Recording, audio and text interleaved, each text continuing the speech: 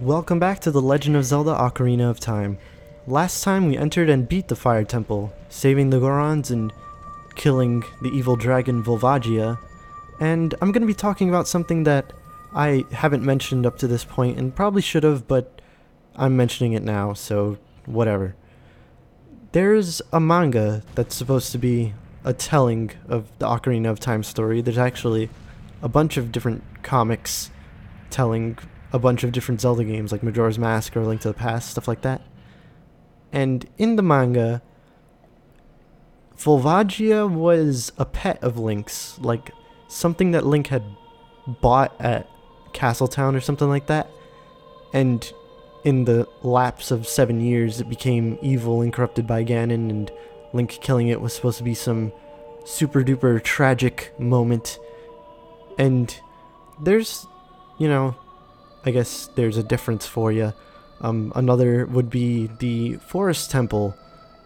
In this game, we get to it on our own and we beat it on our own.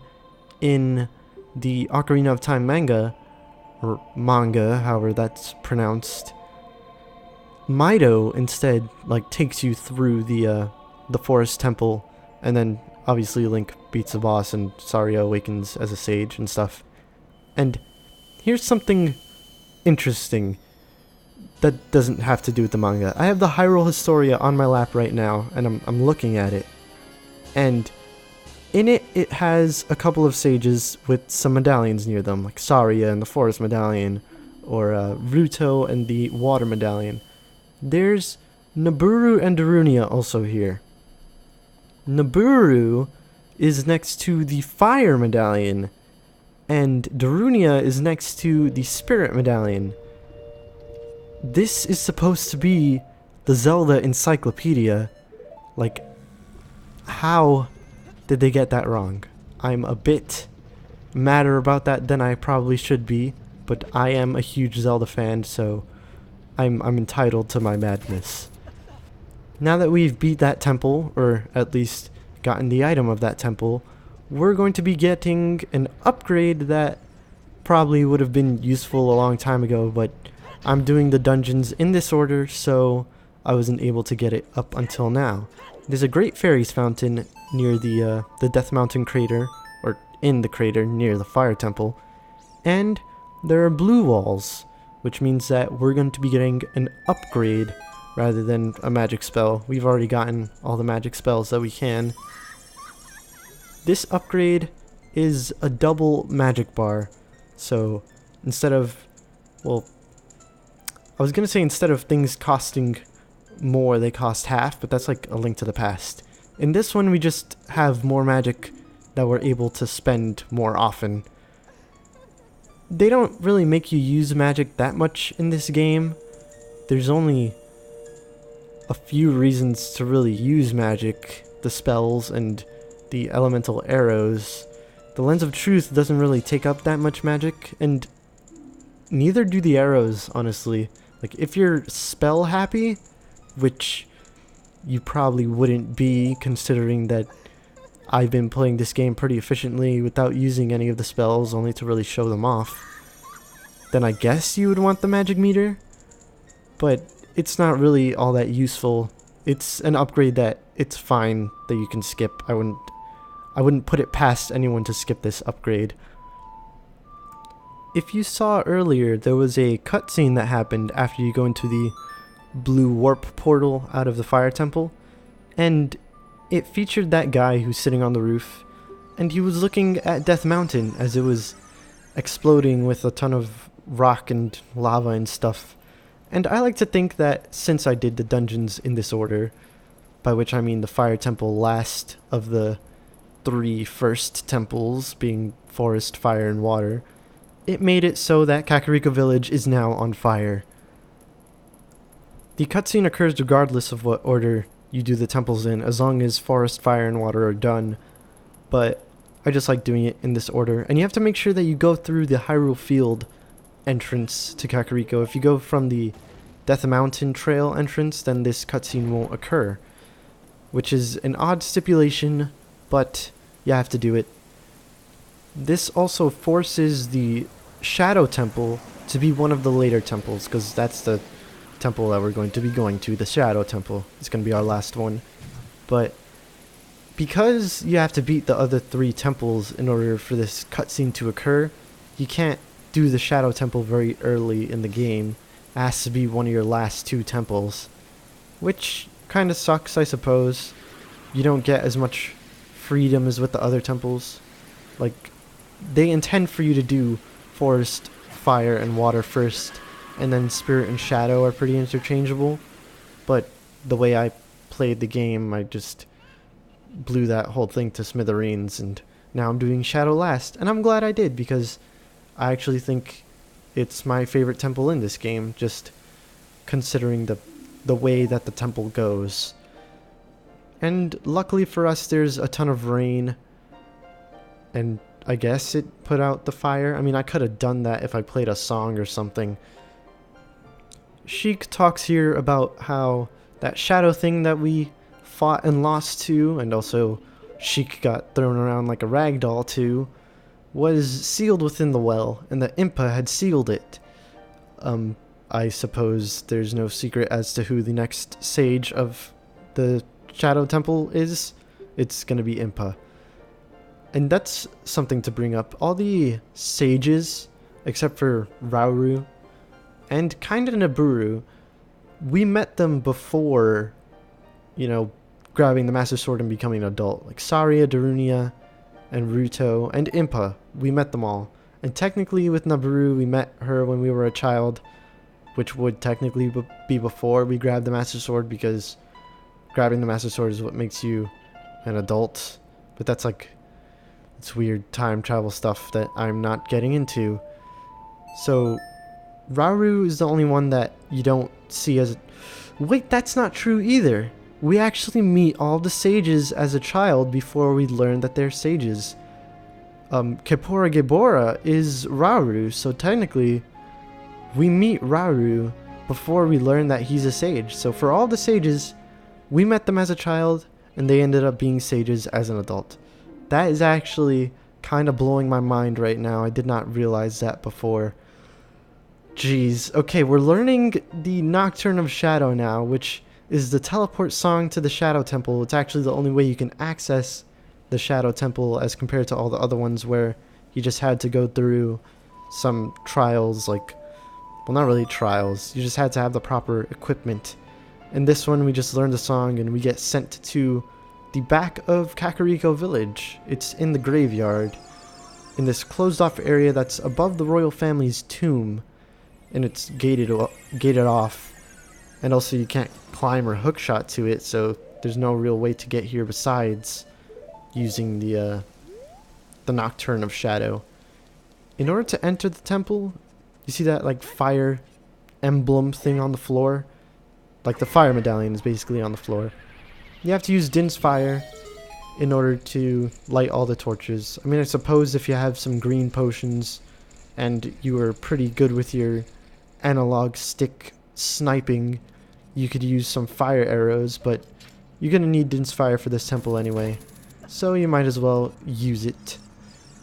This temple requires, well, kind of requires, that you have the Lens of Truth as well, because there's going to be a lot of invisible walls that, you know, if you haven't played the game before, or if you can't tell by just the way things are arranged, that you'll need the Lens of Truth to see that they're invisible walls and to get through the dungeon.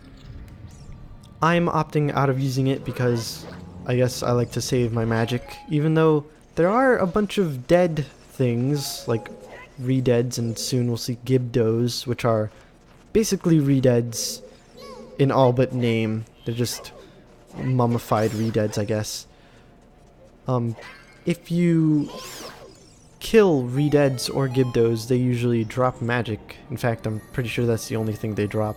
There's also keys in this room, and you have to kill them in order to open the door and get the treasure chest, which is the dungeon map. If you... This was in like a failed recording that I did. If you use like Din's Fire on the keys to try to kill them, it won't actually. It'll instead turn them into fire keys, which makes them a little bit more annoying, which kind of sucks. Like, as you can see here in this room, there were 2 pots in front of where the wall was, which kind of showed you that this wall is fake. You need to go through it in order to progress. This looks familiar. There's a bunch of hands sticking out of the ground. Again, it's Dead Hand. But with the Lens of Truth, you can actually see where he is. Kind of takes away the scariness factor of it. And because we have the Bigoron sword, we could also take him down a lot faster. If I could actually hit with my jump attacks. Another thing that you can do is you can use bombs for this mini boss. If you see the hole that he's in and you place a bomb, well, not the hole, like the patch on the ground that he's in, you place a bomb there and he automatically comes out. And another jump attack from the Bigoron sword will kill him outright. Again, dead things keep dropping magic, so you're not gonna run out. As long as you kill them and don't use magic a lot, which, again, Lens of Truth doesn't take that much. And you could also memorize the temple so that you know where things are, and you won't need the Lens of Truth. So, we got the hover boots. These boots are, they give us, I don't know, Luigi properties. So, while you're running around with them on, you won't have any traction. You'll be super slippery as you run around on the ground. Kind of an effect of them not actually touching the ground. They describe it as boots that kind of float just above the ground. And that means that it's like we're walking on ice. But their special effect is that if you walk on some place that doesn't have ground, so basically walking in midair above a pit or walking on something that would otherwise be hazardous, like lava or poison or something, I believe, then you won't technically be touching it. Instead, there'll be this small golden platform around your feet that lasts for like maybe 2 seconds, and then you'll fall to your doom or whatever.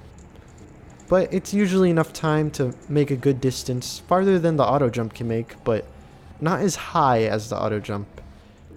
This room right here, you have to use the Lens of Truth to see which skull is actually real, and then use the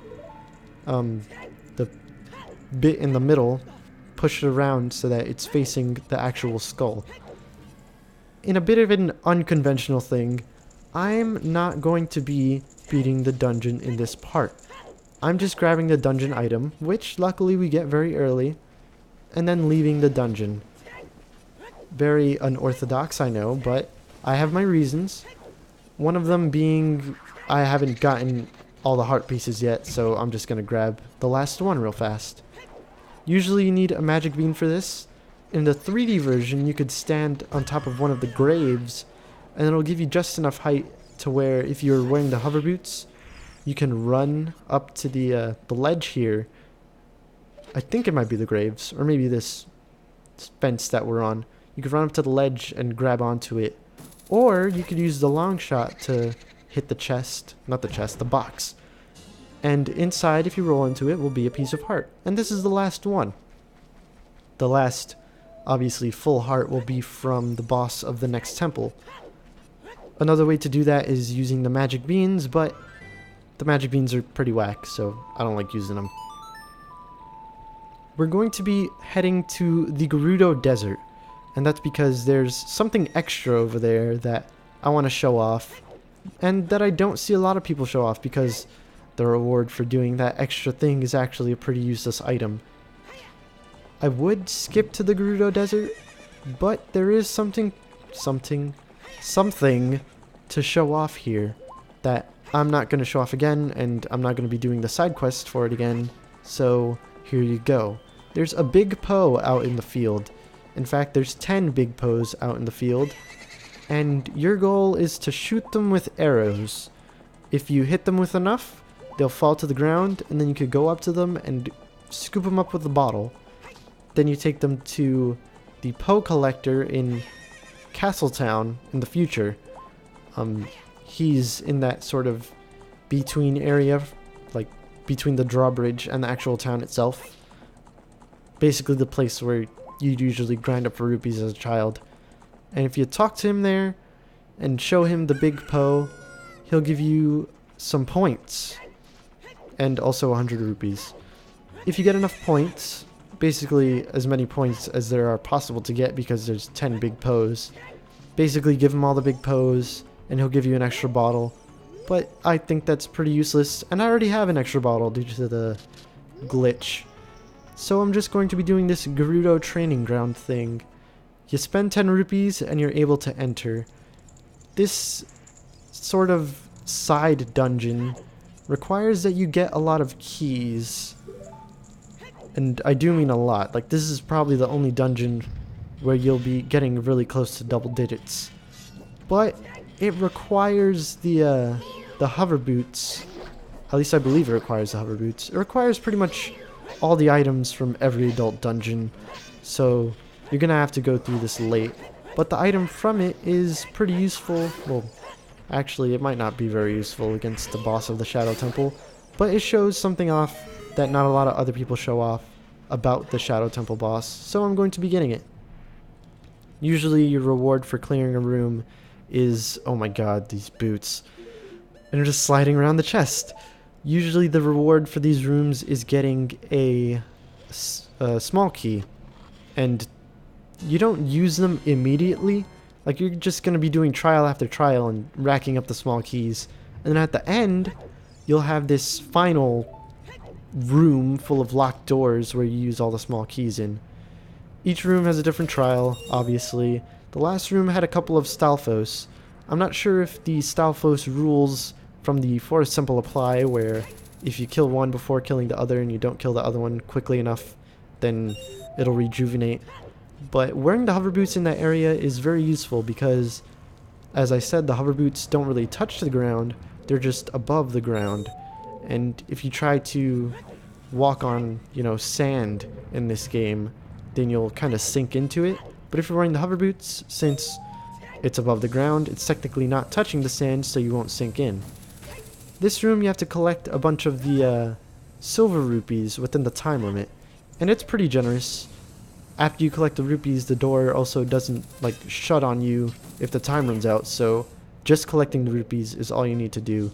You don't need to get to the door in time or anything like that. There are a lot of firewalls in this area that will prevent you from proceeding right there. But they're not that big of a hassle. And the long shot is imperative in this dungeon if you want to get past the firewalls because, well, in this room specifically, because otherwise you're going to be running into them and trying to go around, even though the simple way to do it is to just bypass them. This room here has a bunch of Wolfos. Again, Wolfos are a really easy enemy if you just backflip away from them and then do a jump attack to instantly kill them by hitting them in their tails. There's white Wolfos here, and there's the regular Wolfos. The regular Wolfos are actually a lot smaller, and I think they take less damage. Like, the regular Wolfos will only take one hit from the Big Oron sword, while the larger ones will take 2.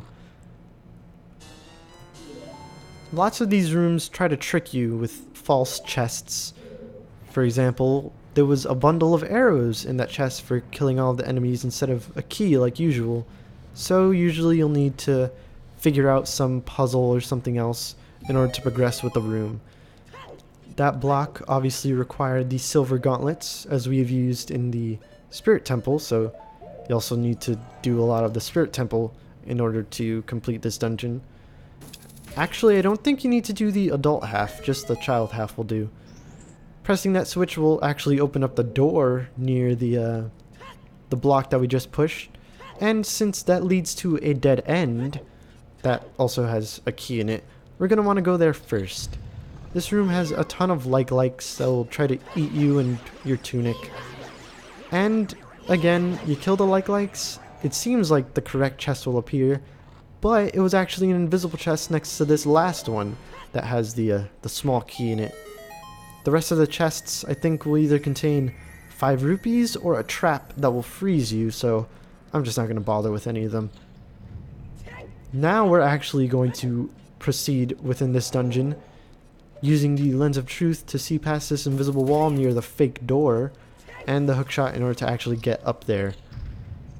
This room, you might want to use the Scarecrow song in. It's actually very, very convenient to use the Scarecrow song in this room, because it lets you have a way of getting back up here. But it's actually not necessary to get back up here. You don't need to. All you need to do is beat this room. And in order to beat this room, you have to blind the statue, as the game puts it.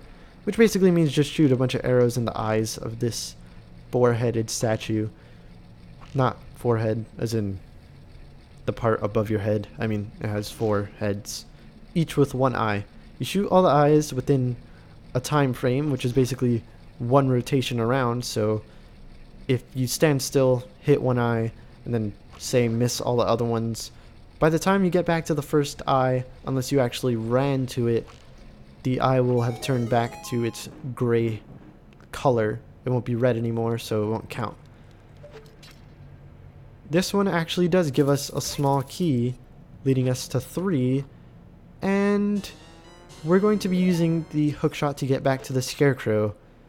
The room that the Scarecrow shows us is a bit of a foreshadowing, I guess you could call it, to the room that we're going to be using all our keys in. As you can see, there's a chest here with another small key in it. The room below has a bunch of locked doors. You don't need every key, but I'm going to be getting a lot of them just to be safe. I think I'm only going to be missing 1 actually, but you only have to get 7 and there's 9 or something like that. I don't think it actually goes into double digits. This room is basically our fire temple room, I guess we could call it. There's a bunch of enemies from the fire temple, such as fire keys and the slug things here. And we also have to use the item that we got from the fire temple. We have to use the Megaton hammer in order to move these block things and push them out of the way so that we can actually get what's in that chest in the center. By hitting this single block here, we'll hit a switch, and that switch will douse the fires near the actual key chest so that we can get the key and proceed. There's one more switch that's kind of important in this room. It's an eye switch. You need to knock down one of the pegs, I guess you could call it, and it'll actually open the previous door. I don't think the door to proceed was actually locked, so it doesn't really matter. But if you're going in the opposite direction of me, it does, because this dungeon allows you to start either going counterclockwise, which I am doing, or going clockwise. And I'm not sure which is better. I just do it counterclockwise because I can, I suppose. This room is kind of a pain, because if you miss your platforms, it resets the whole thing. You'll need to collect all of the silver rupees again, which is kind of a chore, but it's not too bad. And having the hover boots is pretty helpful, because I think it's a bit more reliable than auto jump, except for in situations where I overshoot myself and I end up careening off of the platform that I was on. There is 1 silver rupee that is engulfed in flames. You need to hit this switch in order to douse the flames and then get back to it. As you can see, it's the one right over there. Getting all of the silver rupees doesn't actually get you a chest, it just unlocks a door. In order to get the chest in this room, I'm acting a bit premature here, but you need to play the Song of Time in order to get some time blocks to appear so that you can climb them and get to the actual small key in this room. There it actually is. Navi appears and is green and such, so we can actually play the song properly and get those time blocks to appear. One thing that they don't make you do in this room, which I'm kind of surprised at, is that they don't have a timer in terms of like the heat and such. Like, you don't need to wear a Goron tunic in this room. Any tunic is fine as long as you just don't fall into the lava. This also leads back to the room with all the keys and such. And this one doesn't actually have a key. It has a bomb chew. There's gonna be a lot of chests in this room like that. Only one has a key, and it's technically not even in the room. It's like above the room. So you need to find a secret ladder or climb one of the grates or something like that. And then you'll end up reaching another room that has a small key in it. The others are just like rupees and such. We need to play the Song of Time again to make these blocks here disappear. And then we can actually get into this hole. The reason I'm wearing the Zora tunic right now is because this hole is filled with water. And obviously that means we need to wear something that allows us to breathe underwater, such as the Zora tunic. And of course we have to equip the iron boots because Link doesn't know how to swim underwater, and thus he can't, you know, freeform swim without the iron boots. He has to wear them. I am so glad that Majora's Mask and Twilight Princess fixed that. This room requires that you collect all of the silver rupees, obviously, and this one actually does give you a chest if you collect them all. My problem with this room is that there's these clams, which are pretty annoying enemies. You have to kind of wait for them to show their weak spot, which they only do for a little while.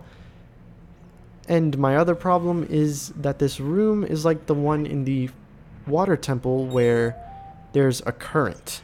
It's currently spinning counterclockwise, I believe, which means that if you're going to grab your rupees, you got to get them fast, or you got to position yourself so that you'll be in the path to get them. Otherwise, you're going to be spinning around this room to no avail.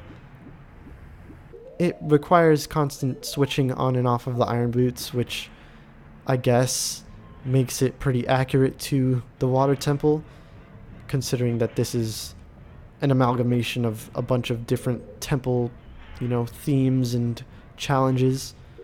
But they could have, well, they did streamline it. I was going to say they could have, but in the 3DS version, thanks to the iron boots being an actual item, this is made a lot easier in terms of my commentary and gameplay, because it doesn't waste as much time.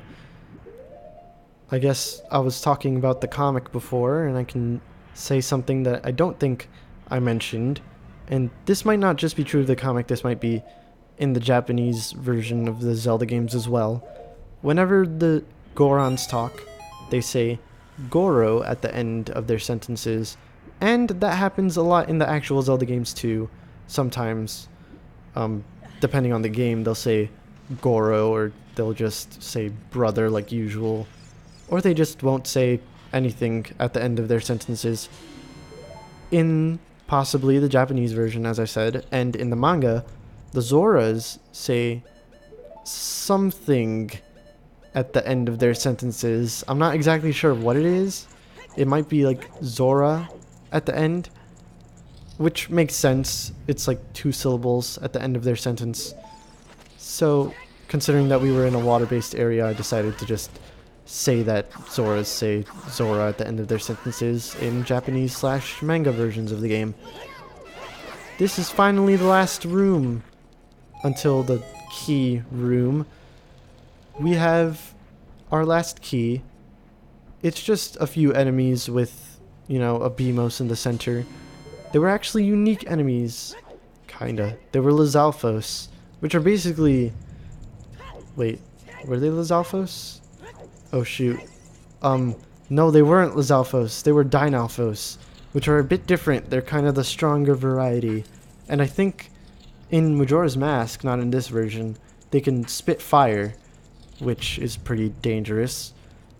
I can't believe that I got that mixed up.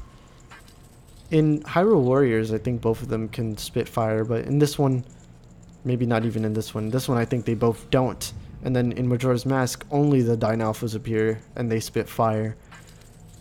We're in the final rooms. We're using the final keys. I had 8 when I entered, but you only need 7 if you're entering from the point that I did, which was from the central room. If you don't enter from the central room, you're going to need probably all 9. But since I didn't, I can get to the center and claim my prize, which is the ice arrows. These arrows are actually special, considering that they do more damage than the fire arrows or the regular arrows. The regular and fire do about the same amount of damage as the Master Sword, The ice arrows do that damage twice. Once while they freeze the enemy, and then the second time as they thaw the enemy out. As it breaks out of the ice, they kind of take damage, I think.